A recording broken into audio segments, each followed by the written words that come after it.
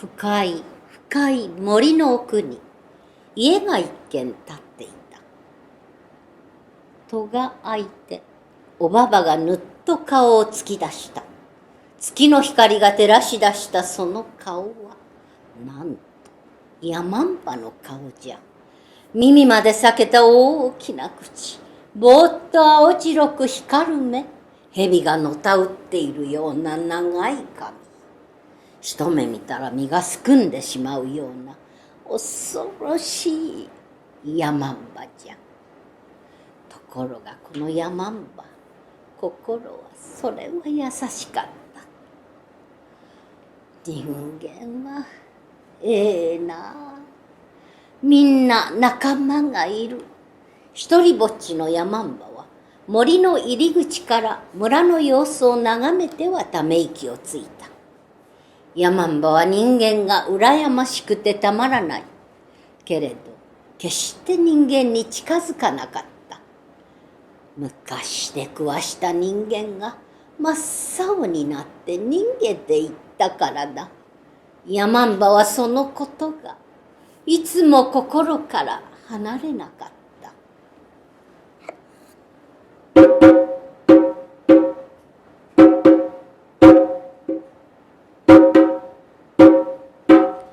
ある夏の日、近くの村では祭りが始まった。どこどこどこどん、誰誰どん、どんどんやれやれそれをどれ、とんだれはねだれとことんとことん。暮れぬうちから太鼓の音が風に乗って森の奥まで聞こえていた。その夜のヤマンバにはえらく答えた。聞くもんかい聞くもんかい。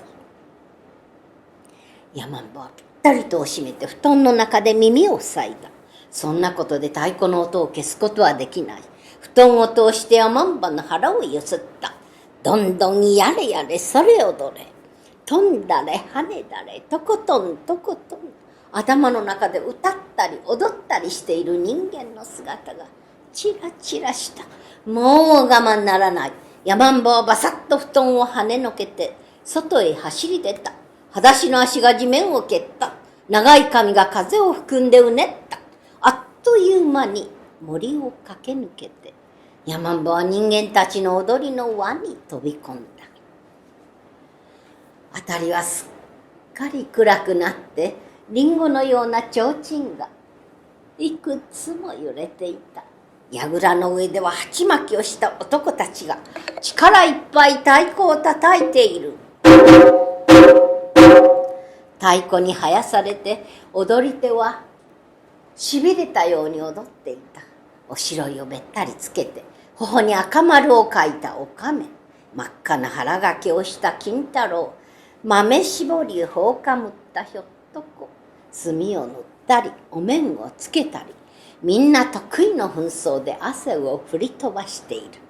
誰一人ヤマンバに気づかない。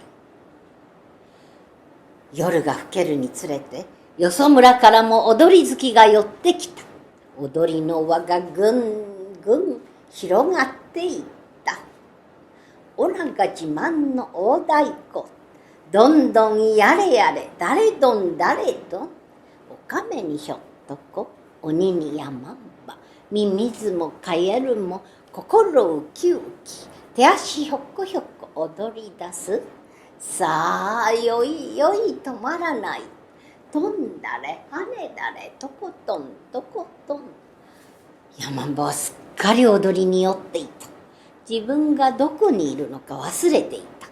腰を落とし腕をくねらせ、体を弓のように反らせ、頭が地につくほど前にかがみぴょんと飛び上がり、その時だ。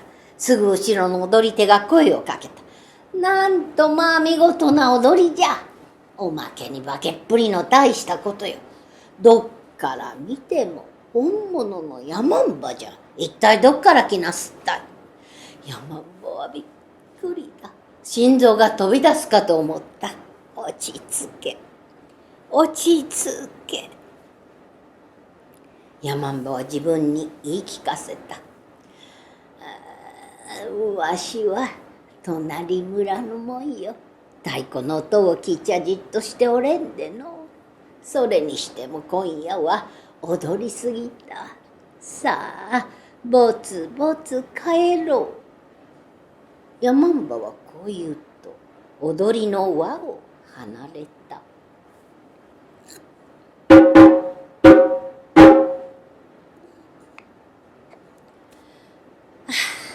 よかった。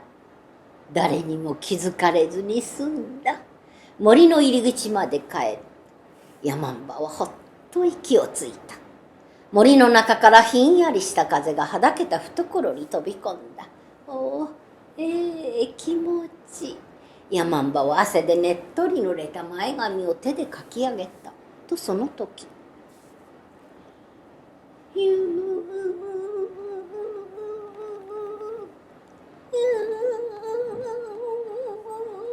どこからか笛を吹くような音がした。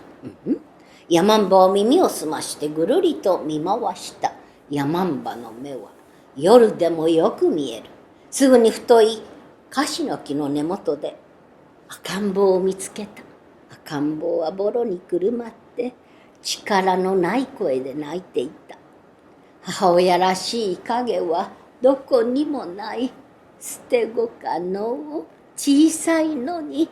山んぼは赤ん坊の頬を指でちょんとつついてやった。赤ん坊はぴたりと声を飲み込んだ。そして恐ろしい勢いで山んばの指に吸い付いた。チュー。赤ん坊は母親の乳首を吸うように舌を鳴らした。おお、腹をすかして。よしよし、わしが何か飲ましてやるで。山んばは赤ん坊を抱き上げて家に戻った。急いでぐつぐつおかゆを煮た。おかゆの上澄みを茶碗に取った。夫婦息を吹きつけて冷ました。冷めた思いをほんの少し赤ん坊の口に流し込んでやった。チュー。赤ん坊は音を立てて吸い込んだ。唇を突き出してもっとくれとねだる。山んばはまた少し流し込んでやった。赤ん坊は体中汗びっしょりになって飲んだ。やがて山んばの腕の中で寝息を立てた。もう腹いっぱいになったのか、ほんにあどけない。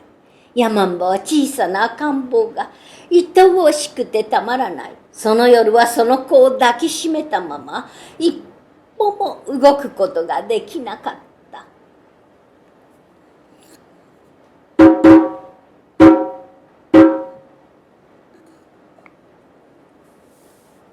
山んばは赤ん坊を育てることにした。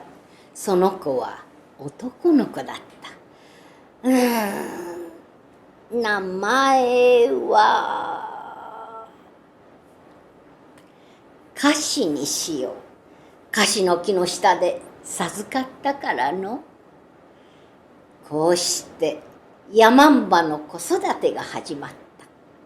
朝から晩まで子供の泣き声と山んばのあやす声。